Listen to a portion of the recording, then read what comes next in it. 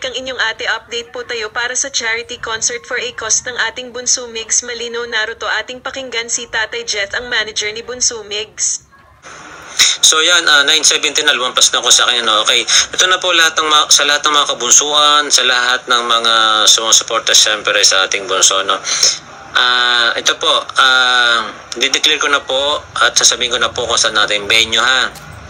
Okay, makinig lang po tayong lahat at manood lang po tayo. Okay, ang ating pong venue ay ganito po, inikot na lang po namin ang Metro Manila para maghanap ng venue. So may mga nakita kami na okay naman yung place, kaya lang medyo hassle yung pagpunta, yung biyahe, medyo parang pahirapan. So iniisip namin na baka mahirapan ang mga kabunsuan na pumunta doon kasi una, sobrang traffic. Pangalawa yun nga, medyo hassle yung pagpunta doon. Doon sa iba namang venue nakita namin, medyo okay naman ang pagpunta, hindi naman hassle, kaya lang naman parang hindi okay sa amin na doon ang maging venue natin kasi parang maliit at saka parang hindi komportable.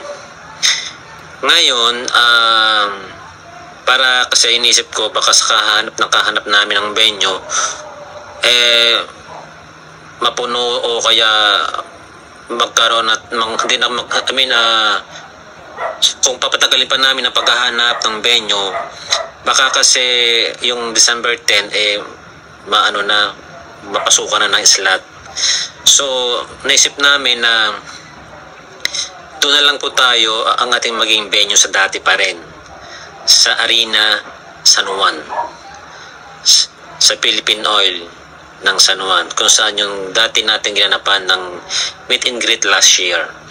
Kasi po doon sa Arena ng San Juan, ang kasi doon, malaki ang pwesto, malaki ang venue, malinis, malakas ang aircon, at saka komportable tayo doon dahil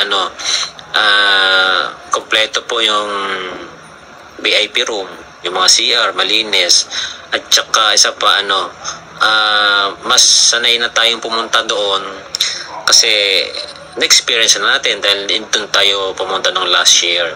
At saka kagandahan doon malapit pa tayo sa police station na just in case na magkaroon ng mga aberya, at least malapit lang tayo sa presinto, kaya kumbaga sanay na rin. Kumbaga, mas akma na natin doon sa maging venue natin sa Arena San Juan. Doon purpose tayo sa dati pa ring venue last year. Okay? Kaya sa lahat po ng kabunsuan, lahat po ng mga nagmamahal na kabunsuan, lahat ng supporters, inuulit ko po, ang ating pong venue ay sa Arena San Juan. Doon po sa Phil Oil, kumbaga. Yan. Sa mga hindi pa nakakaalam ng venue o hindi pa nakapunta last year, magtanong-tanong lang po tayo sa mga nakapunta na dati. Okay po.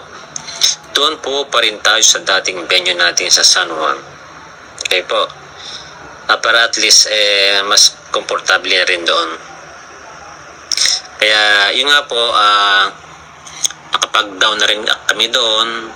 So nakapag-clear na rin kami doon, nakapag-check na rin kami ng mga facilities doon, and then babalik po ko doon by next week para naman sa iba pang concern ko doon sa loob, sa mga tawag dito, sa mga needs natin na like halimbawa yung mga